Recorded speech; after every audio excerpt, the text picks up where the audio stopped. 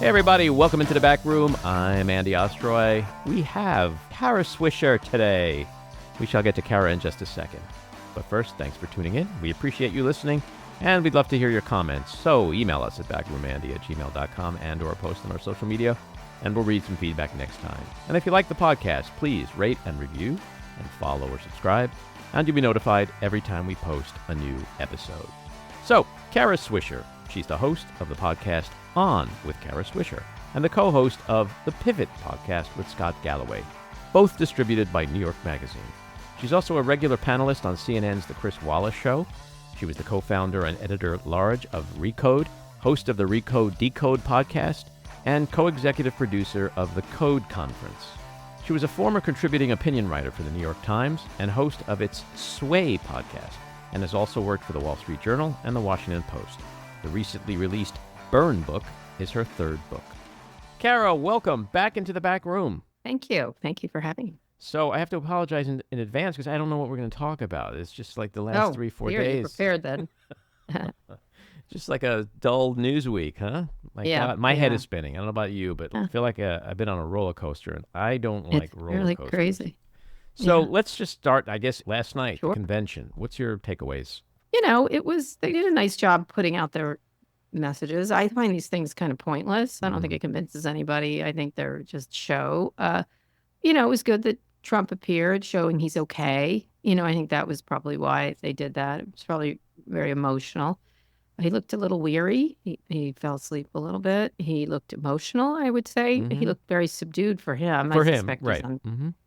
I suspect he's on drug. I'm sure he is. It must be incredibly painful what happened to him. So he was subdued, which I thought was appropriate. I don't know if he did it on purpose or not, but I thought it was. He didn't do his fight, and like God and stuff like that. So that was sort of. I think he was probably the most well-behaved person there. And it was, again, he had a very serious attack on him. He almost died. He definitely almost died. I know there's all these sort of blue anon things all over it. He was shot at. The man was shot at and nearly got killed. And so I think it's appropriate that he appeared. I think that's where they want to see him. It excites the conference. I thought the speakers were okay. What about the tone? Did you think that the tone was the tone that they... Apparently they loaded one wrong speech. Yeah, they weren't too...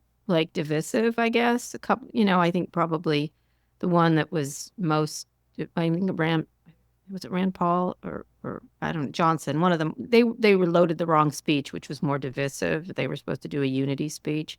They didn't talk a lot about Democrats. The only person who did sort of Putin's talking points were David Sachs who bought his way onto stage by doing fundraisers. And I think the crowd was confused as to who he was and wasn't listening. But he was just doing a litany of talking points, so that was interesting.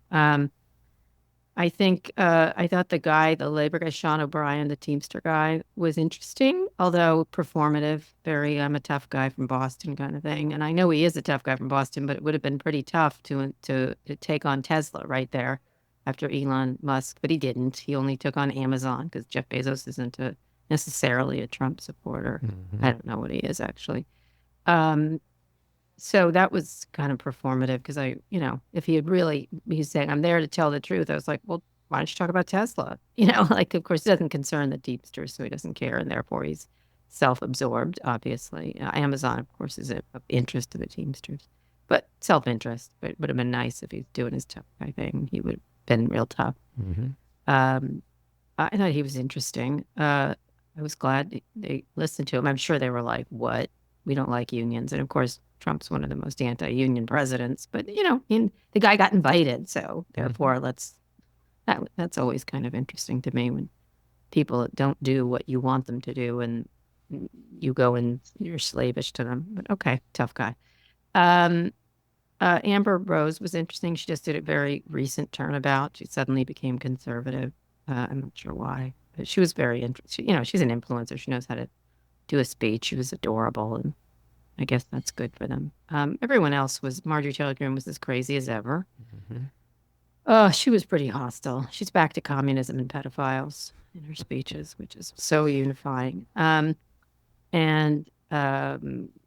trying to think of who was good. Glenn Youngkin screamed a lot. I don't think there's anyone particularly good, among them. It was all Trump. Trump looking at Trump and getting his reaction. It was interesting who he had. Well, Tucker that's what I was just going to Carlson. say. It's his show all Yeah. week, and so he's the focus. Sometimes people make a great speech, by the way. Sometimes, you remember Mario Cuomo did that. He just got noticed. I haven't seen a great. I mean, if Amber Rose is the best speech you've seen, it's a low bar at this point. The anticipation is for Thursday, obviously, and Trump's speech. Can he pivot? He's expected to pivot. He said he's going to pivot. He will sound like he's pivoting, but he's not going to pivot. It's like a lie. I mean, I'm so sorry he got shot at, but he's a mendacious liar almost always. So he'll do whatever it takes to. I mean, maybe he had a road to Damascus moment. I don't know. If he got shot at, it's terrifying. For the first time in 78 years. Yeah, I just, getting shot at is terrifying. It absolutely is. Sure. It's very sobering.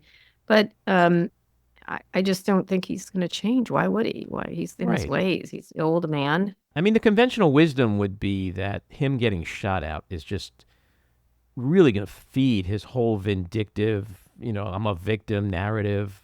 Yeah, it could be. He sort of put glimpses of that in some of his True Social posts, although they've been calmer. He's been very calm over the past couple of weeks. Why not? Someone else is making a mess. Just get out of the way, which the Democrats have been doing. So that's been very controlled. I would have to say applause to his campaign manager, Susie Wild. She seems like she's a little like Gwen Shotwell and Elon Musk, right? But he loves the audience. You see last night, it's almost Mussolini-like when he just stood there and maybe for the first time in his life, he had tears in his eyes. And it was simply because the adulation was overwhelming. Yeah, adoration is something that's important to a malignant narcissist. So yeah, that would be, and he obviously, the mental, that would be such an interesting therapy session with him. But you can't therapize a narcissist. So. But that's true. But that makes it easier to predict. Like Thursday night, he's in front of that crowd, and that crowd doesn't want to hear a message of hope. That crowd doesn't want to hear humility and unity. And so But he's trained them not to like hope. He certainly could, by the way, because when you watch Apprentice, and I was a fan of the show, there is a funniness to it. It was funny and. It was an amusing show. Like there was charm to it. He had the reason I was appealing to so many people initially is he's self-deprecating, he's charming, he's funny. He is not now. He's not, but he was. And so if he could re-engage with that, I guess he's certainly capable of it. Even though he did the "You're Fired," it was always funny. It was not. I never felt bad watching that show, and I feel bad watching the Trump administration. So, obviously, it's so petty and small-minded and very scarcity-based. There's people who are, abundance-based, and there's scarcity-based people. If I got mine, they're taking it away. They. Right after the shooting, which this sad young man, he has almost no doesn't seem to have any political. I don't care. He gave $15 to the Democrats, which is such a minor amount of money, or he registered for the Republicans, which is an act, right? That's a choice you make. That's a big choice. I don't think he had any political leanings whatsoever. Well, the bigger connection would be the membership in the online Pro 2A group, the fact that he was wearing a T-shirt, the demolition, whatever.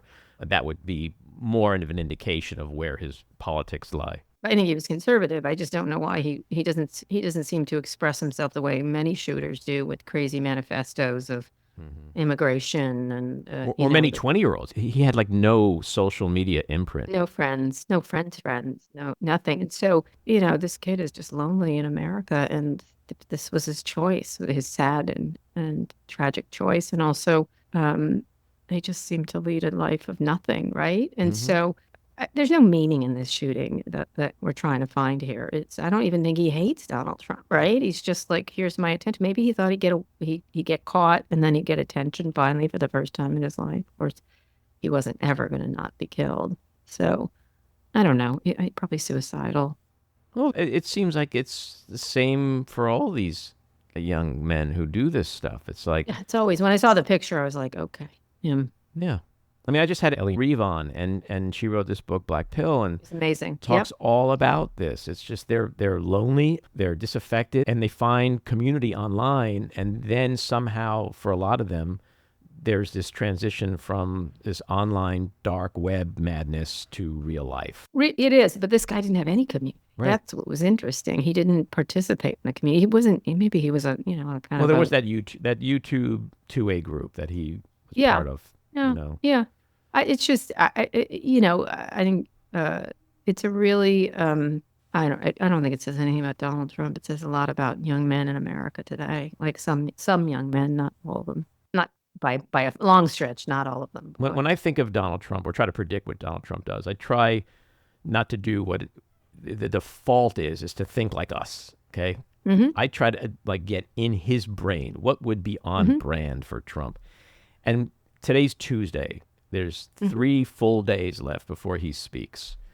Sure. And Joe Biden gave an interview last night. Joe Biden kind of was still keeping with that Donald Trump's a threat to democracy thing. Yes, he should. So as he should, exactly. What I was going to say, I don't think this kid shot Donald Trump because he thinks it's just as much as Donald Trump is so violent in his speech too, like more so. Of course. No, that whole premise Biden is made ridiculous. a bullseye error. Like he never talks in apocalyptic terms. He does say he's a threat to democracy, which is I could see why people. Right. So here's my thinking is that come Thursday night, Donald Trump, who started out the week saying, I tore up my speech. I have a new one. No more American carnage. Yeah. By Thursday night, he's going to be like, that was my intention, but then Joe Biden spoke to Lester Holt and blah, blah, blah. And now I'm going, they made me do this. They made me go back to my, I don't know. I feel like that's it would not more be smart.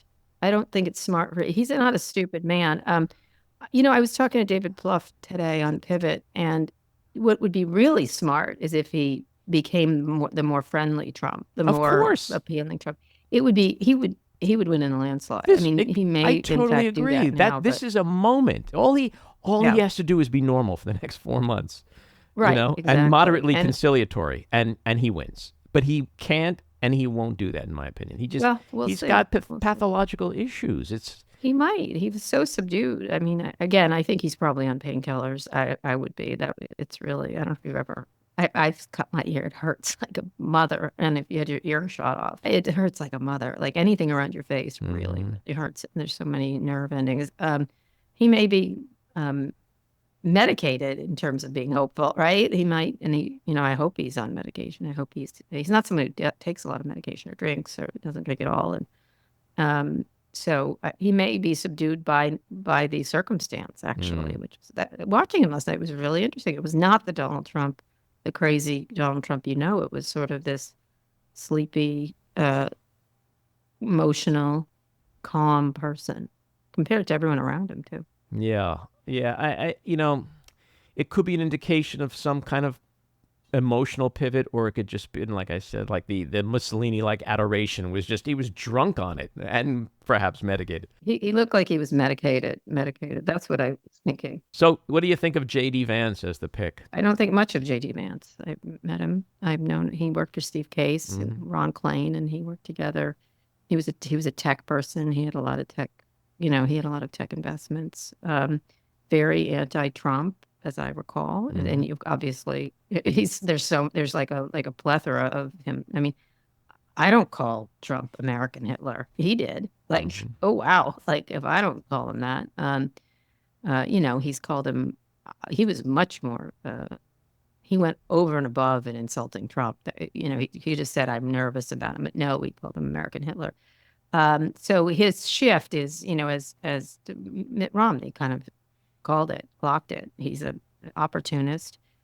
He shifted his attitude. He likes to play up working man. He grew up in a suburb of Dayton. I'm sorry. My family's from West Virginia. I'm not from Appalachia. I grew up very nicely. I could say it. My grandparents grew up in rural West Virginia. I'm from Appalachia. My people. Give me a break. I'm sorry. I mean, I know he struggled like a lot of people, but that's kind of a little bit, and of course he went to Yale. He went to a better college than I did. He went to, he's an elite, and he hung out with elite people in San Francisco. So his whole populist thing is exhausting to me. I mean, okay, his grandmother was folksy. My grandmother was folksy, FYI. I had all kinds of aphorisms both of them. My other grandmother was from Italy. My grandfather was born in Italy. My grandmother her parents were immigrants from Italy. She didn't do this. She was an American, right? Like it was kind of like, or she didn't like play up her folksiness. In any case, I think he's I think he's an opportunist. I think he's very clever. He's obviously smart. I think he's quite dangerous. He's got some unusual feelings about women, I think, that are and disturbing. women's rights. And meanwhile, his wife's is a killer litigator. She worked for Kavanaugh. I think it's Kavanaugh. Yeah. She's a big law firm. Everything he says is opposite from what he does, which is always a tell. I think he's a butler to billionaires. That's my feeling. Claude Andreessen, Peter Thiel, obviously, was pushing him very hard. He's their guy, Elon, David Sachs. He's, Don Jr. likes him. You're known by the company you keep, and he's their butler. He's the butler to billionaires. But what does Trump get out of him? I don't understand. He's young. He's telegenic. He's well-spoken. He can go on, like, MSNBC, and he can keep up. He's so smart. He's obviously brilliant. He's a beautiful writer, by the way. He can keep up. He's vigor, fighting. I mean, he picked the guy who fought. He didn't pick Doug Burgum, who's very conciliatory. He didn't pick Marco Rubio, who's a very competent legislator, right? Whether you like him or not, he's competent. And if Trump was interested in governing, he'd pick Marco Rubio, right? Who is certainly qualified to be president. Doug Burgum, I don't know, but he's certainly, a very good business person and a calm presence. He wanted a fire thrower, essentially. He wanted someone who could, take on the next thing. And I think he was probably, it's interesting. I wonder if he didn't want to pick him, and then in the wake of the shooting, he changed his mind.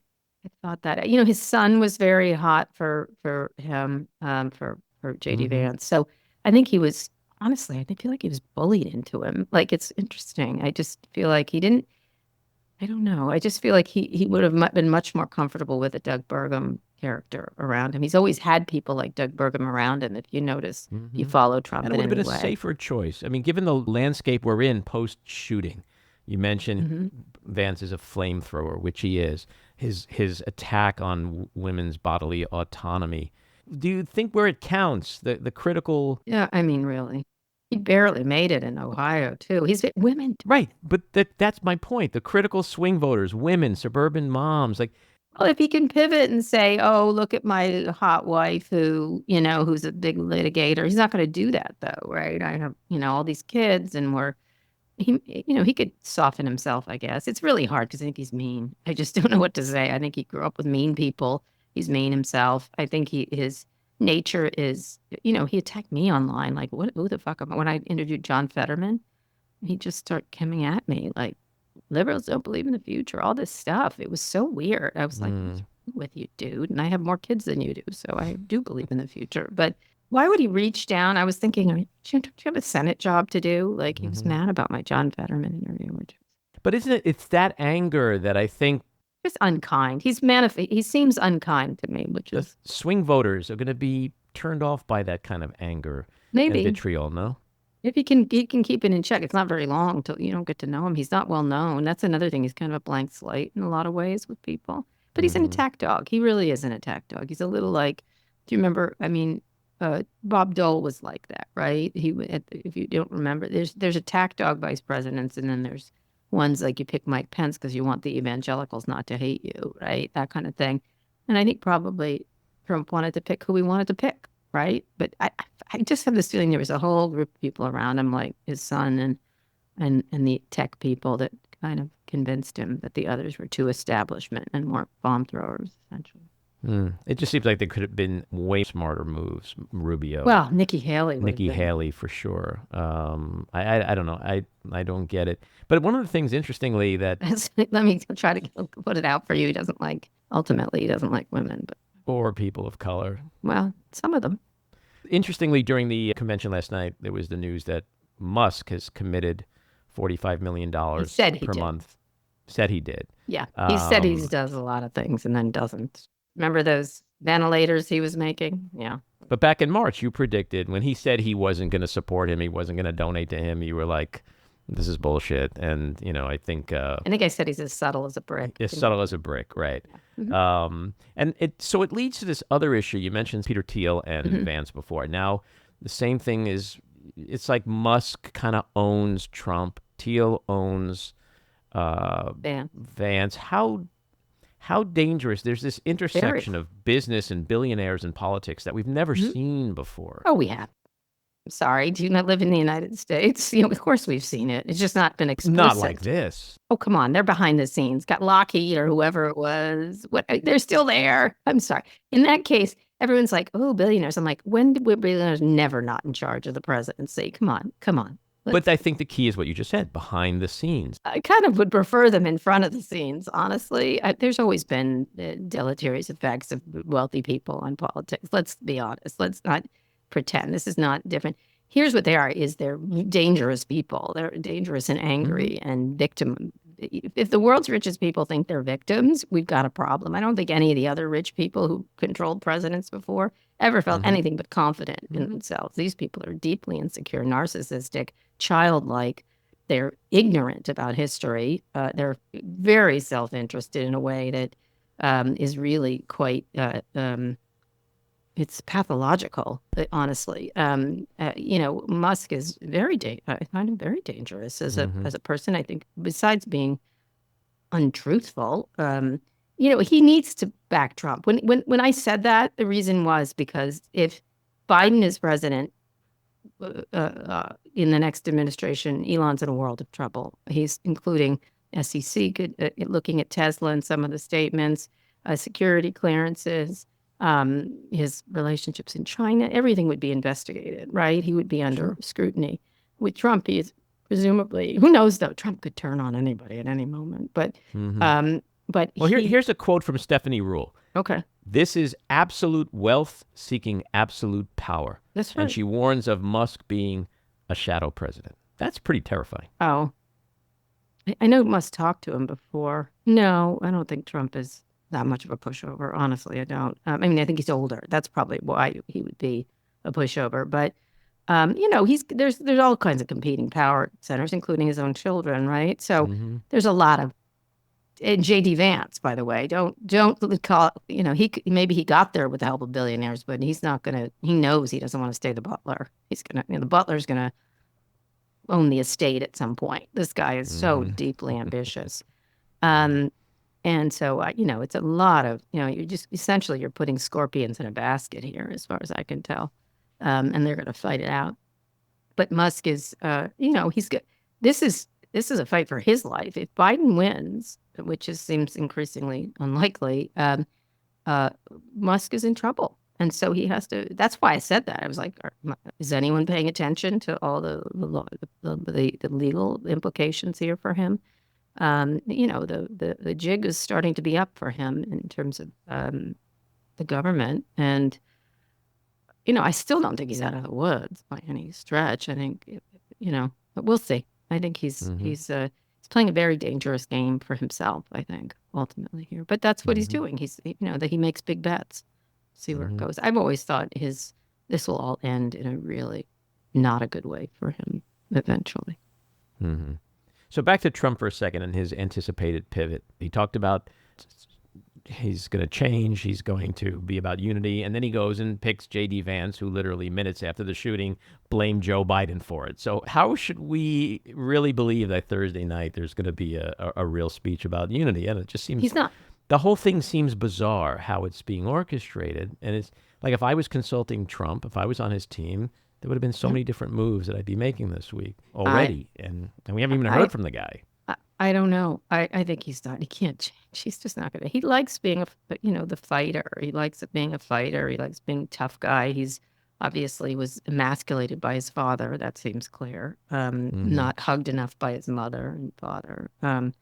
He's really kind of classic in terms of lack of love. And he desperately seeks love from, he liked the crowd, but you know what he'd like? The New York Times to love him. Honestly, he would like the elite to love him. He always wanted to sort of enter that. It partially explains his odd relationship. He does, so he's Maggie mad Haberman. at them, or whatever. He's just, he's classic. It's like, they're never going to love you, no matter what you do, no matter how big a president you are, no matter, Right. you know. I said that to someone who was being difficult. My mom, actually, she was being difficult. And I said, you know, your parents are dead. They're never going to love you more. I'm sorry you didn't get enough love as a kid. And she's like, Wow. how dare. And then it was like penny drops. Like, you know what I mean? That's Like, true, though. it is. I always say that. I always say people who are most troubled didn't get hugged enough as children or something. I'm in You that know. club. Yeah, are you? Me too. Not my kids. My kids But here's the thing. I remember years accomplish ago when... nothing because they're so loved. You know, I think about Well, that. do you listen to Howard Stern? I do. You ever I listen to do. Howard Stern? Yes, of Okay, course. I love Howard Stern because he talks about his parents growing up, and Yeah. his father was like, "Shut up, sit down, you moron!" Like, Yeah. literally, that was my childhood. Yeah. But the thing about Trump, which is fascinating, is that when he was president, I remember somebody, I can't remember who it was though, said something like, "Why is this man constantly trying to seek validation? He's the fucking president of the United States. Like, what else can you accomplish in this world?" And it's still not enough to make him feel worthy. And that's what I think we're There's a dealing big with. hole there. There's a big hole, Andy. Huge it's an unfillable hole. It's the. But there was, I think, a Tennessee Williams quote. Truth is at the bottom of a bottomless well. And he's got a bottomless hole that is never going to be filled. You know, which to me makes him unpivotable. that's correct. That's right. That's right. Yeah, unless you have some sort of, you know, shooting or something like that. That definitely learning of your mortality is very difficult for people. I don't think he thinks he's mortal, and I think probably for a second there he thought, "Oh, wait a minute, this could have been Kurt, could have been like the Tony Soprano moment, right? Remember that thing where you didn't know whether he got shot or." Well, there's this great Ellen DeGeneres routine. I don't know if you've ever seen it, where she's talking about being on a plane and they make you put your seat back up when you're landing. And she's like, "Come on, you're going 750 miles an hour. It's like life, death." It's like, Yeah, I know. Yeah, but it's true. for Trump, it was like life, 1 inch to the right, Yeah. death. I mean, it's Right. just crazy how Well, that that guy's got some luck. He really does. he right? does have luck.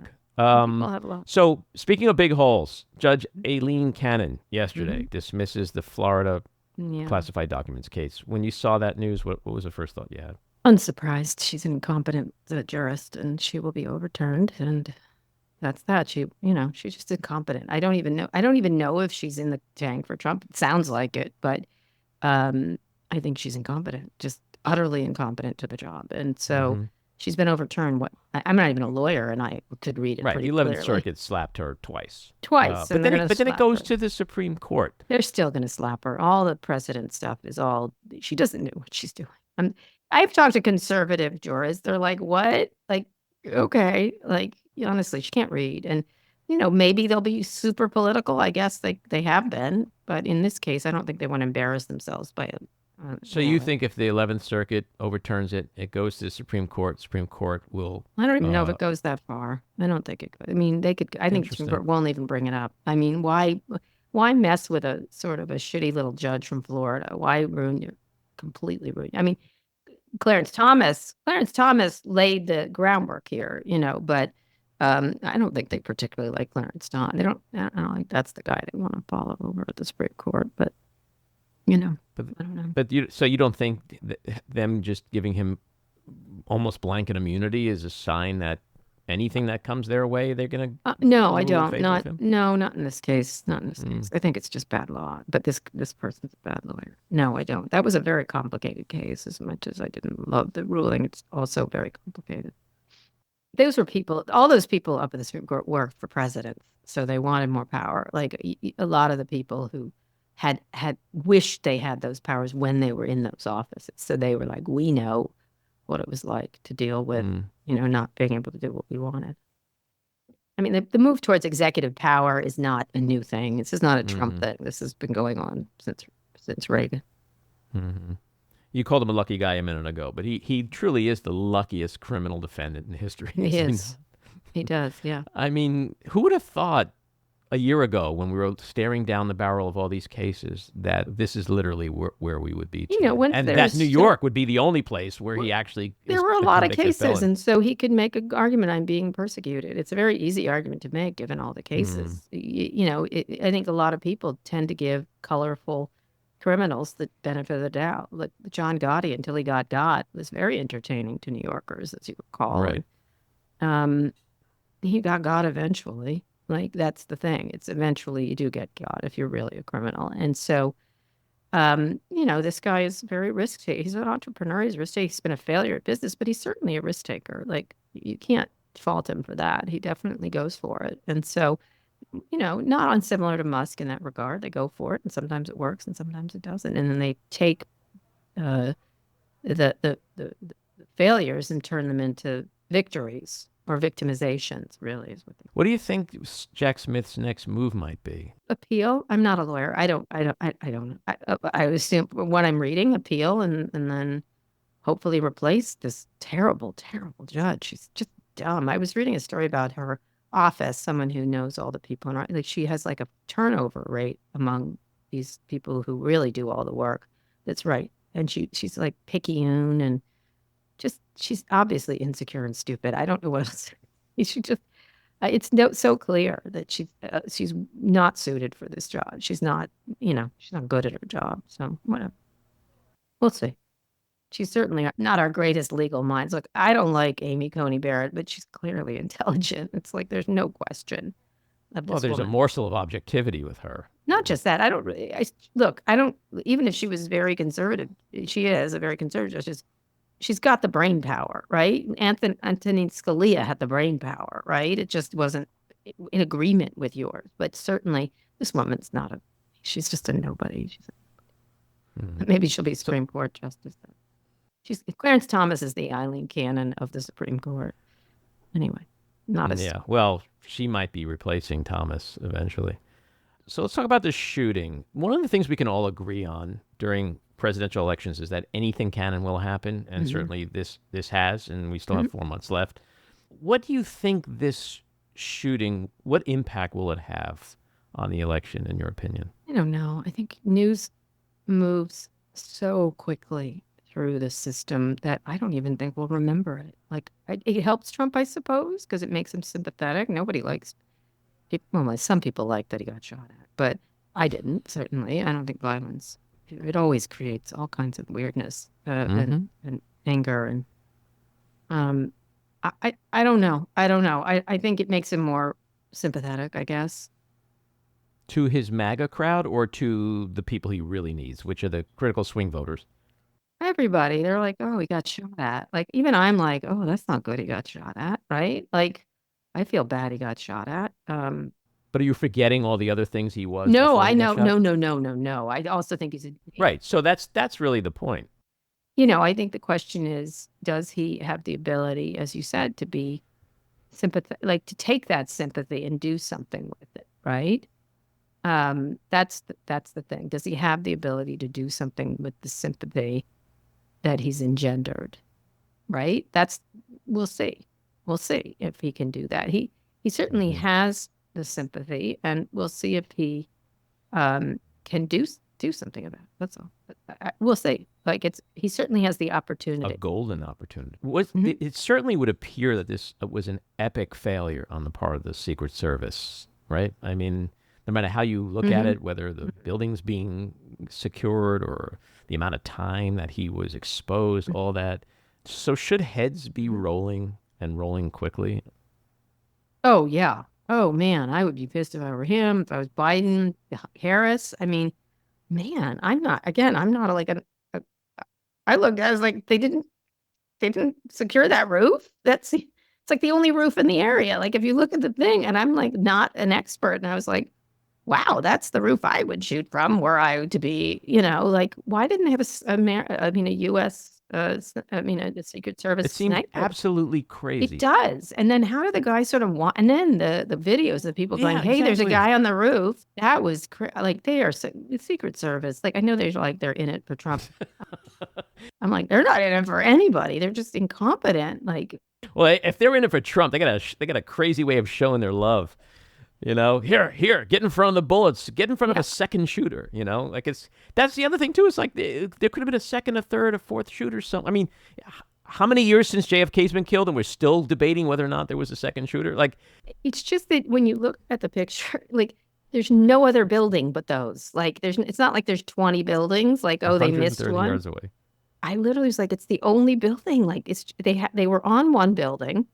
And then there was that building, and like nobody was on it. Maybe they thought, they relied apparently on local law enforcement, but that building, like not that building, like especially with these high-powered rifles, it was. They're just incompetent. I'm sorry. I don't think it's not DEI like Elon says. What an idiot. I just think there've been so many instances of just, and I know it's difficult to protect these people, and especially Trump when he's out, he likes being out and among the people, right? He likes doing these things, which I'm sure are incredibly difficult to secure. I'm sure it is, like outdoor rallies. It seems terrible to have to secure that. But I kept going like, but that building, Kara Swisher would have been like, get the man on the roof kind of thing. I mean, if you remember the footage of Reagan when he got shot, those Secret Service guys had him in that limo. Like you blinked and he was in the car.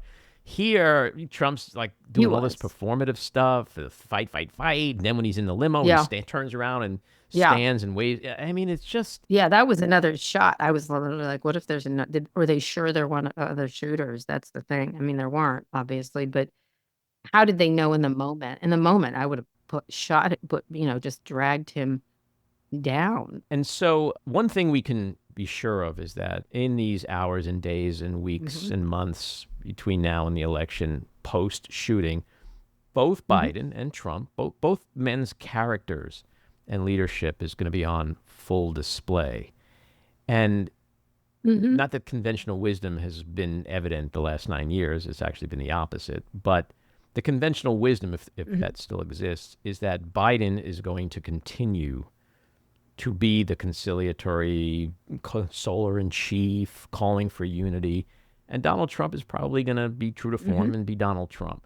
Given that as a backdrop, it's kind of hard to imagine how this shooting will not ultimately, over time, really be a liability for Donald Trump and not Joe Biden in that regard. No?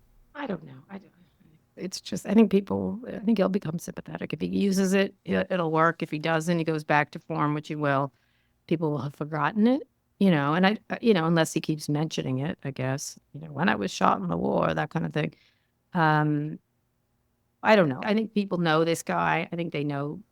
I mean, I think Biden's question of what's going to happen to him is more probably pressing. Is like, should he be replaced? Well, let's talk about that, because I know you've been vocal. We had an interesting text exchange last week, and it seems like since the shooting, obviously that talk has at least publicly died down. I know it has not died down. It's still intense behind the scenes. That is correct. But at least publicly, there's been sort of like I don't know, press likes to call it freezing or whatever word you want to choose. But so you believe he should quit? Yes, I think he's too old, and I think he's just not up to it, and he's not an exciting candidate. I know he was elected by all the people, but there wasn't really a primary. But it's fine. Look, he said he was going to. He had said he was going to be a transitional president. I took him at his word, and I thought there'd be. And I've interviewed almost every single person that is a possibility of a replacement for him in some way. It's such an exciting group of young, interesting governors all over the country, really competent. Like Josh Shapiro, so competent. Maura Healey, so competent. She's not in the list, but they're all like, Jared Polis. There's so many amazing people. Wes Moore, just exciting candidates. Why not get the fuck out of their way? Like, it's your time, like that kind of thing. That's one. Two, I know he says I didn't get the job done, but he kind of did get the job done, right? He kind of did, and like stabilized everything. I think he's got a little of the megalomania too. I'm the only one that can defeat him. Well, that comes with the territory when you're. Yeah, but he's never said that before, and then he said it, and then recently he said there's a lot of people who could.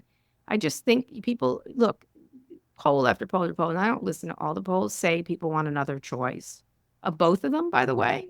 But the Republicans aren't doing anything. They like their guy, right? The Democrats don't like their guy, and so I think in the interests of the country, he should do that. I just do. I think it just gives someone the chance to emerge. And I get that it's a risk, but guess who takes risks? Donald Trump takes risks, and they either win or they lose. And like I said, like Scott had said, one, he quits, and the Democrats win.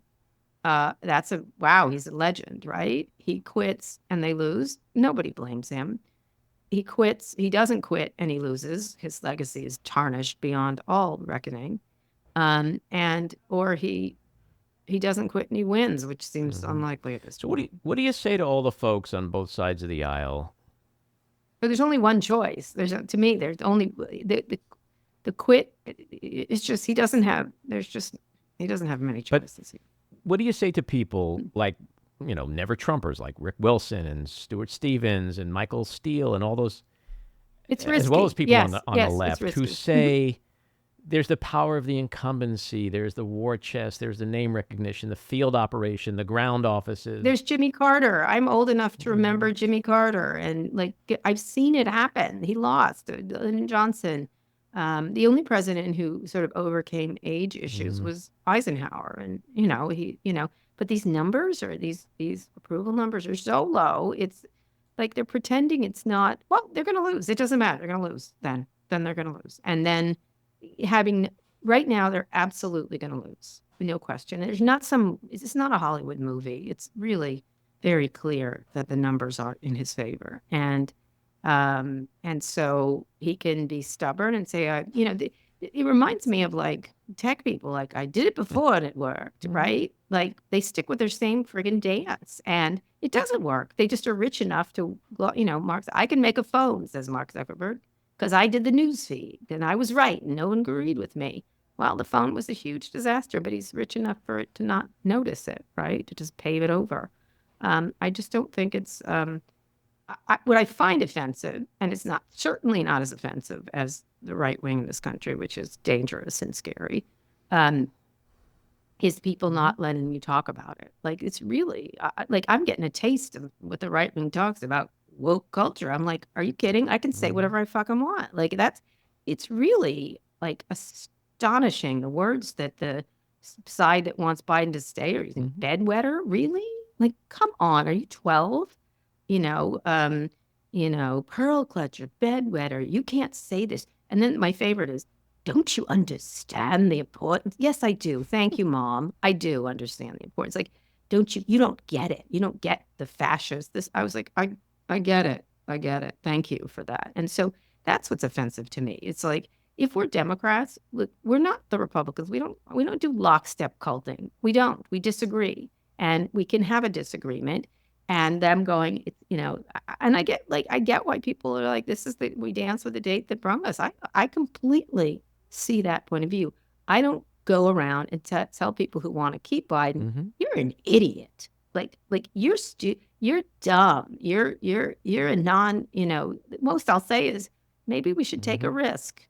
Maybe that's my choice. And I find it really highly offensive for Democrats to insult other Democrats. We're allies. It's like, it's just a different way to get there. And the one way you're going looks bad, looks like it's done, but maybe you'll be right. And then you can say I'm wrong. And I'd be happy to be wrong, by the way. Well, FYI. it's interesting because that kind of vitriol, there's both sides to that. I mean, if I showed you my DMs for defending Biden and wanting him to stay in, I'm a target for the same kind of stuff. Andy, come on. Mehdi Hassan is like getting it. Like, come on. It's mostly coming from Blue Anon. It really is. And then the whole thing about, like, I was so on tour for the left to start going, oh, it was a teleprompter that hit glass. The man was shot. Just stop. Look, I'm known for being like, I'll say it like it is. If it's on my side, stop being a conspiracy theorist. The man got shot. It wasn't set up by Putin. This was a sad young man that shot at the president, and he shot him. He did not get it. And by the way, I don't even care if it was flying glass, but it wasn't. But even if it was flying glass, he was shot at. Like, let's stop. Like, unless you want him dead, and then you say it. Like, say you want him dead. Like, at least be honest about what you're saying. And so there's no way. I'm sorry. I know you may have gotten vitriol, but there's the amount of anyone who is like George Clooney can have his opinion. The attacks he got were just over and above compared to anybody else. But here's the thing this is the biggest issue for me. It's like, at what point does the calls for him to quit stop if he's continuing to insist he's not quitting? what is the point to where it starts to become Republicans are attacking him and Democrats are attacking him? And if both parties, I mean, I'm no Lee Atwater, but if both parties are attacking the same candidate, that person is going to have a hard time winning. But you're not a Democrat in order to get in line. It shouldn't. It shouldn't. If you don't listen, Democrats are not known for getting in line, and they should be. That's why I'm attracted to the party, right? But there can be a look. One of the things I try to do is listen to mostly, the woke thing. I'm like, this is nonsense. This is fucking. But I don't completely think it's nonsense. There's a lot of shaming. There's a lot of shaming that happens on the left. Now, I think compared to what the right is doing, it's minor, but it's also not what I consider a democracy. I consider democracy to be able to have different points of view, to get to compromise, to not always agree. And I think that we're just, you know what, we're not good at getting in line. So I don't know why we're trying. It's never going to work for Democrats. It's just not. Democrats do not get in line. There are different opinions. And that's what's great. One of the things, I covered parties for the Washington Post when I was a young reporter. And one of the things that was really fascinating to watch was the different parties of the Republicans and the Democrats. I know it sounds dumb. The Democrats were always chaotic. There was never good food. And the Republicans had all the hookers all over the place. And everything, yeah, the good ones. It was everything was buttoned the fuck down. They were such better parties. That's not surprising to me. You got in, you knew everything was organized. It wasn't. And I remember thinking, and they just didn't, even if they were unhappy, they said nothing. The Democrats, all they did was say things. And it was this is interesting. And same thing, I went and spoke. Nancy Pelosi invited me to speak before the Democratic caucus once out in Virginia at a hotel. And I brought my son, who was very young, maybe 10, 11, 12, something like that at the time. And it was such a chaotic mess. And Nancy Pelosi's in the middle of it, totally keeping it together like a grandmother with too many grandchildren. And my son went up to her. He goes, "How do you keep these people? These people are just arguing with each other. They're yelling, and what the heck is happening here?" Because it was so chaotic. And she's like, "Oh, I've got it under control." She did, though. You know what I mean? She goes, "I let them run around." Well, that's how she answered the question of should Biden quit. I mean, she did literally. That's what she did was that she's I'm letting them run around. Not that decision.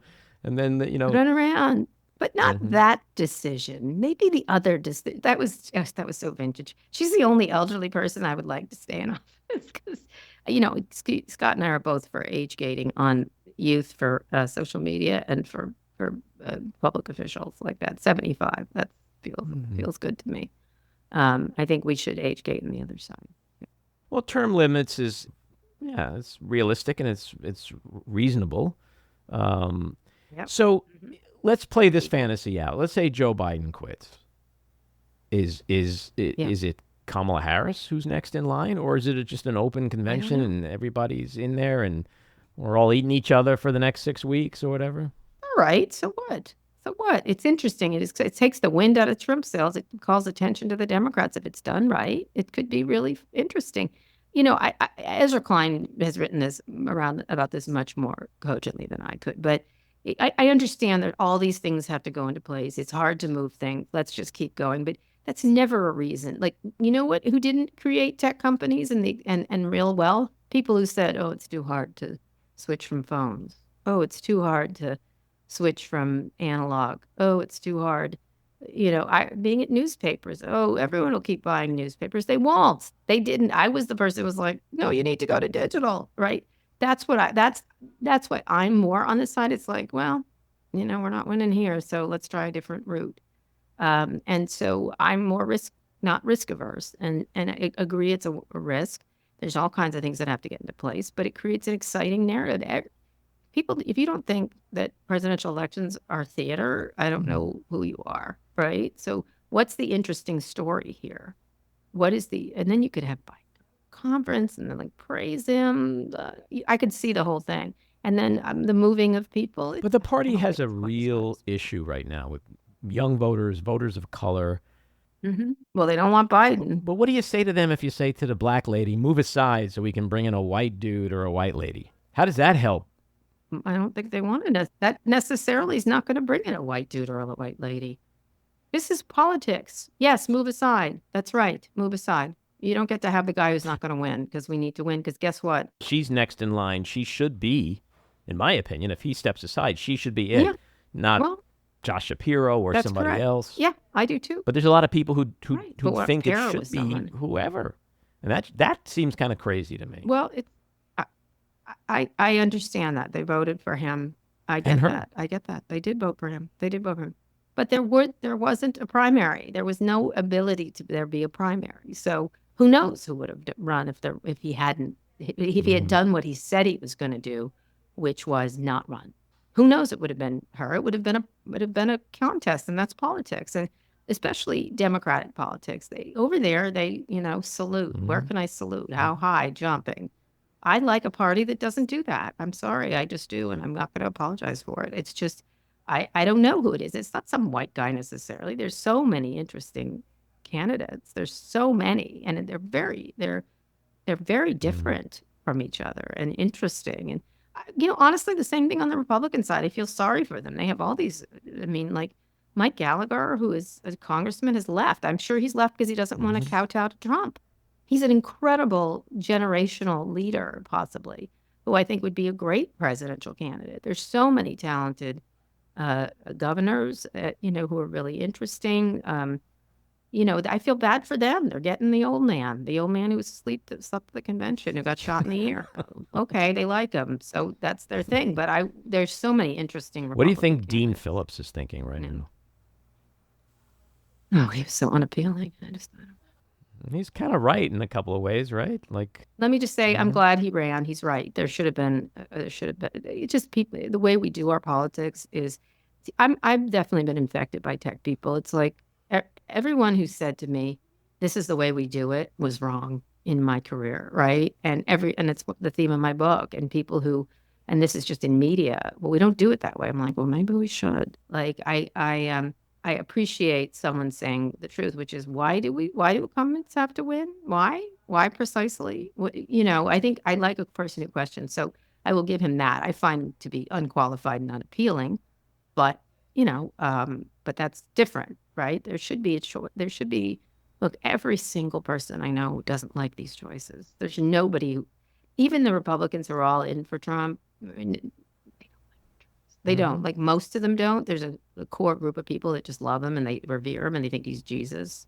And they're never going to change. But more in the middle, they're like, oh, okay, I'll take the guy who'll give me better taxes, or I'll take the guy who, like, it's just not. It's like you're at a restaurant and they're serving two things you don't like. And the Republicans are like, okay, we'll eat it. We'll eat this, I guess. And the Democrats are like, I don't like this. What are you talking about? Like, I just think that the polling on the both don't like either is really quite fascinating. And you hear it from people. I think you're right. And we're both old enough to remember when people were upset that it's like, does it have to be a Bush? Does it have to be a Clinton? Like, it was this dynastic thing we were living with. And I think, a lot of voters are now saying, like, seriously, we're doing Trump and Biden again? But who's to blame? But aren't voters to blame for that, though? Like, yes, ultimately it's voters. Right? It's the system and voters. But voters could do something about it. But what can they do, right, individually? It is the system. And we've had this problem before in U.S. history, so it'll work itself out eventually. I'm not of the. I probably shouldn't say this. I'll get attacked, but like, I don't think democracy is over. I don't. I'm worried about a sweep. But here's what I'm most worried about: democracy will be over if the Republicans get every branch. They have the Supreme Court. They get the presidency. They get the House and Senate. Yes, I'm very worried. So I would like to prevent that at the very least. It's a good goal to have. The House or the Senate. And for all those people, it's like, we're going to stick with Biden. I'm like, okay, but you know what you're risking here. Like, you're not, like, be a good gambler if you're going to gamble, but you're gambling with the rest of us. And if they get the whole sweep, then we are truly, especially with J.D. Vance as vice president, truly fucked. Well, the next 4 months are certainly going to be crazy, and nobody knows how it's going to go, and we can only hope for the best, because you're right. Can I end on one thing? I have young, my one son is Mhm. voting for the first time, and I feel sad for him that this is his choice, right? That this is his. He'll vote for Biden, obviously, but he's just well, he'd not love to be excited inspired about the like future in a like way. people were with These are kids Obama. who went through the pandemic. Mhm. They went through the pandemic. This does not feel young. It doesn't feel fresh. We help, as Scott says, old people are getting everything, and young people are going to have to pay the price. We are taking everything from young people, and it's their world. We're all intents and purposes, we're corpses compared to these people, right? We're done, and we're being so fucking selfish because we're a generation of selfish people. And we have to be thinking about young people and what do they need and want. And all we're doing is thinking about ourselves. And so that's why I shifted, because I'm like, you know what? I do like Biden. I have a great deal of regard for him. But it's time, Gramps, right? You know what I mean? It's time. Like you can really help my kids in a way that you're not going to win. I was on the he's going to win, don't worry. I think something's happened to him from a health point of view. I think he's trying his best.